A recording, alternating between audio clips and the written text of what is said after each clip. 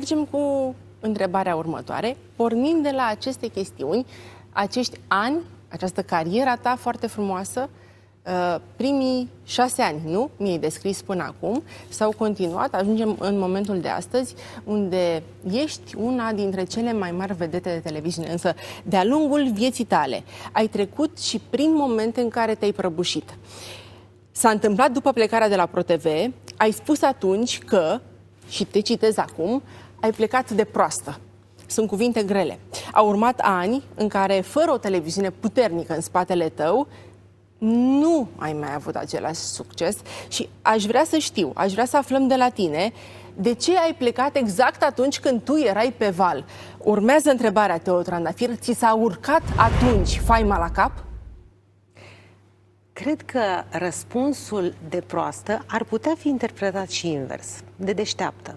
Pentru că dacă dai timpul înainte și ajungi aici, la concluzie, rezultă că am procedat corect.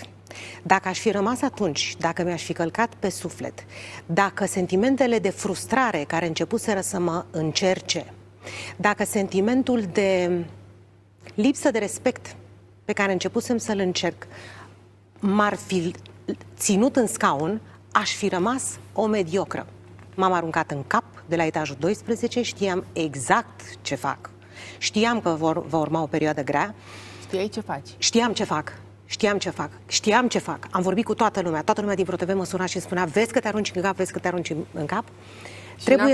Trebuia să fac asta. Pentru că de la un punct încolo, dacă stai într-un pufușor așa și nu te zgâlții tu pe tine și nu te pui într-o situație absolut dramatică în care să trebuiască să te lupți tu cu tine și cu viața ta și cu destinul tău, cu așteptările tale și mai ales să creezi în adversarul și mentorul tău un om care să te respecte până la moarte și care să te susțină în moarte, înseamnă că n-ai ajuns nicăieri. Ești un funcționar la televizor.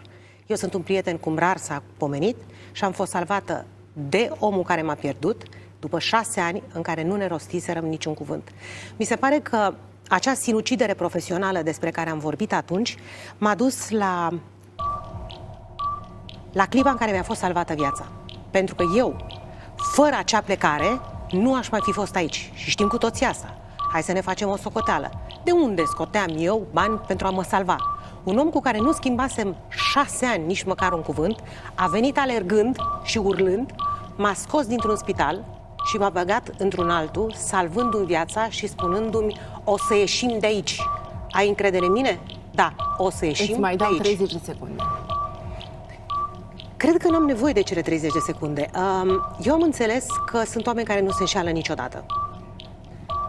Omul care a venit atunci la căpătâiul meu, la Viena... Și totuși încă nu i-ai pronunțat numele. Pentru că nu m-ai întrebat.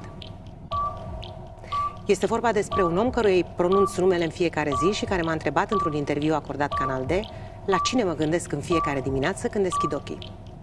Și am răspuns din priviri. Da. Mulțumesc, Teo Trandafir.